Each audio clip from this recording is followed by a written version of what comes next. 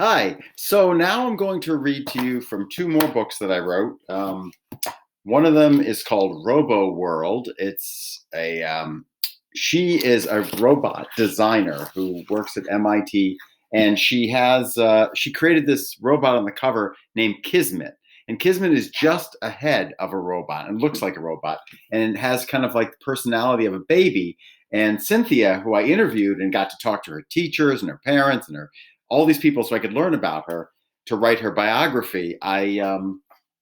She created, when she was doing research on Kismet, she wanted to find out how would people respond to a robot that doesn't really it doesn't look human at all, but yet would people respond to it if it acted in ways that pretended that it had emotions. So Cynthia wanted to find out how ordinary people would respond to Kismet. That's the name of the head robot. Would people consider the robot's behavior lifelike? Would the public hate the idea of robots with emotions? Because Kismet could not speak an actual language, what kind of conversations would people attempt?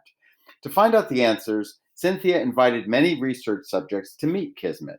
She wanted to make sure each person didn't have a background in robotics, and she attached a microphone to each person. They came in the room, and all she said to them was, "Speak to the robot." So Cynthia videotaped all the interactions, and when she analyzed them later, she was delighted to find that many people understood Kismet's social cues. Many adults used broad facial expressions and spoke to Kismet in an exaggerated way that a parent might talk to an infant. Most subjects knew that it was their turn to speak, and one woman in a mildly pretend scolding voice said, "Kismet, where did you put your body?" And in response, Kismet lowered its head. Now, I would like to read to you an excerpt from Crazy Concoctions, a mad scientist's guide to messy mixtures. And I supposedly wrote this book with Dr. Viscus von Fickelschmutz. As you can see here, when he got a hold of the book before it got published, he added all kinds of graffiti, and he added comments throughout the book making fun of me and teasing it. So I'll read you a tiny tidbit of that in the time we have left on this video. Let's see. P.S. A special shout out to Dr. Viscus von Fickelschmutz, a guy who originally was hired to co-write this book. Hey, Dr. F.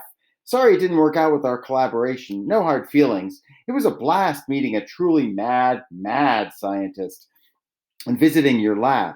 Your silly pranks were fun, but the experiments that you suggested were way too dangerous for kids in the book. Mind-altering potions? Exploding chickens? What were you thinking?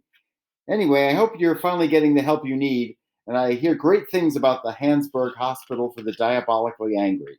Thanks, by the way, for your recent email congratulating me on finishing the book. By the way, what did you mean by "it ain't over till it's over"? And then Dr. Fickelschmutz writes a message. Hey, Jordan, I'm sorry I wasn't able to co-write the book with you. What's the big idea of getting me kicked off the project? After all those laughs and banana sardine smoothies we shared, I thought you would have been more grateful. Come on, I told you your hair would grow back. Geez, some people can't take a joke. You were asleep, and I had a bunch of my balding concoction. What's a mad scientist supposed to do? Well, don't worry, I used my superior intelligence to get my hands on your book just before it was printed. I added my expertise for your lucky readers. Oh, and nice mustache, dude. Signed, Dr. Fickelschmutz. Anyway, I hope you have a wonderful time reading during Read Across America Day, and thanks for listening. Bye-bye.